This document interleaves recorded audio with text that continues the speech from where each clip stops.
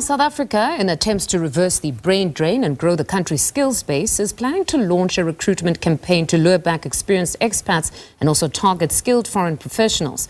This forms part of the National Labour Migration Policy White Paper, which has been approved for implementation. The policy seeks to provide a framework to enforce a proper and orderly movement and employment of foreign nationals in the country. Joining us to unpack the National Labour Migration Policy is the South African Federation of Trade Unions General Secretary Zwelinzima Vavi. Good afternoon, Mr. Vavi. Thank you very much for joining us on the program. Now, the Labour Migration Policy continues to receive mixed reaction. There are those who have lauded certain aspects of the policy, such as the introduction of quotas on a number of documented foreign nationals that can be employed in certain sectors. But there's also some who have criticized it for aspects that will make it far too easy to hire highly skilled foreign nationals. Your position as SAFTU on this policy? Well, we broadly welcome the proposal as introduced by the Minister of Labour.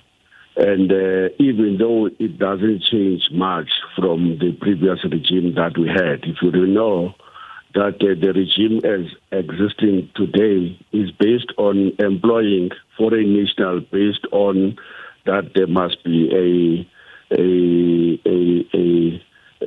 visa and there must be a work permit. Yeah. And someone else will say, what's wrong with that? Everybody, everywhere in the world, you are only allowed to get into any country if you have a visa and if you have a work permit, meaning that if you have been employed by a receiving firm, and the employment by a receiving firm is based and must be based on the fact that he, the employer, or she, the employer, cannot find the skills he needs to improve his business fortunes locally. And therefore, the legislation will allow that person to employ someone else from elsewhere in the world. There's perfectly nothing wrong with that. The problem here in Mpundo has always been enforceability of most of the pieces of legislation that are correct. For example, despite the existence of that legislation of 2002, that has not stopped the farm bosses to employ undocumented labor in their thousands in a manner that is deliberately trying to sideline the local workers and to sideline the labor laws that they will be forced to implement once they employ the local labor, which is wrong.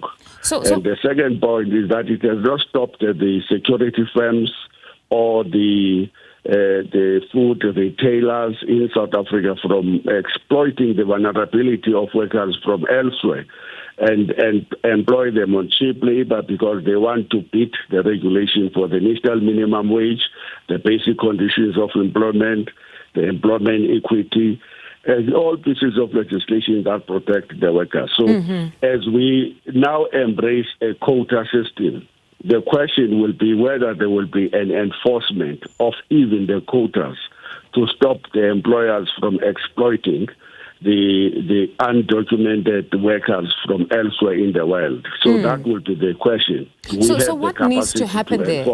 Do you perhaps have any idea as to how they can ensure enforcement? Perhaps now here, there needs to be hefty penalties that are imposed that would serve as a deterrent for some of these employers. Absolutely. And glad that we saw some determined action from KwaZulu-Natal governments where they are raiding and arresting the managers that are employing undocumented labor in their workplaces. That's a way to go.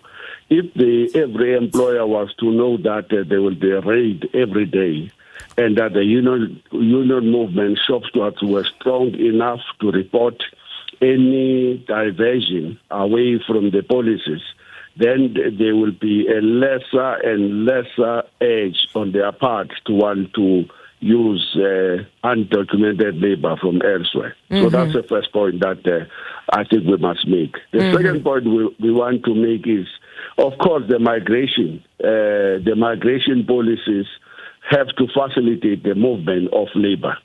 And the South Africa is a signatory to the South Africa's or to the SADC's Labour Migration Act of 2020, which runs up to 2025, which again emphasized the importance of the facilitation of mobility within the region. And that mobility, that's our point, that mobility cannot be stopped, but that mobility must be documented.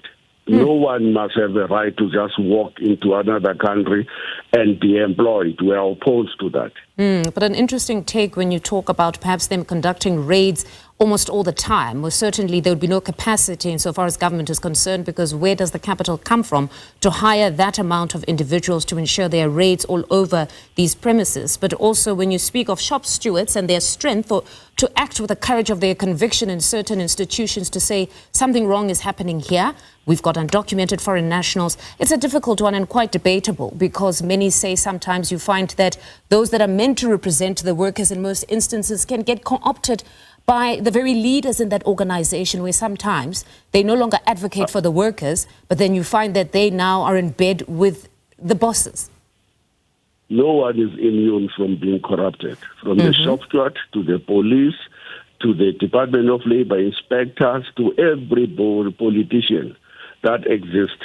But the organizations must be strong that even when there's a temptation on the part of the individual to accept a bribe in order to close the eye to what is clearly going wrong, then the organizational institution must be able to expose a corrupt shop steward, a corrupt Department of Labor inspector, a corrupt employer who is bribing his way through, and a corrupt police official that takes bribes in order to release the very same people that would have been arrested during the day. Or the allegation going in Johannesburg is that this has become a way of making quickback for many police stations in Johannesburg, which collect people in the streets, put them into the vans, and by the time you arrive there, if you have 1,000, 2,000, 3,000, you are back in the streets without any processing into the normal migration laws of the country. That's our problem in South Africa. Mr. Vavi, thank you very much for your time. Unfortunately, we have run out of time.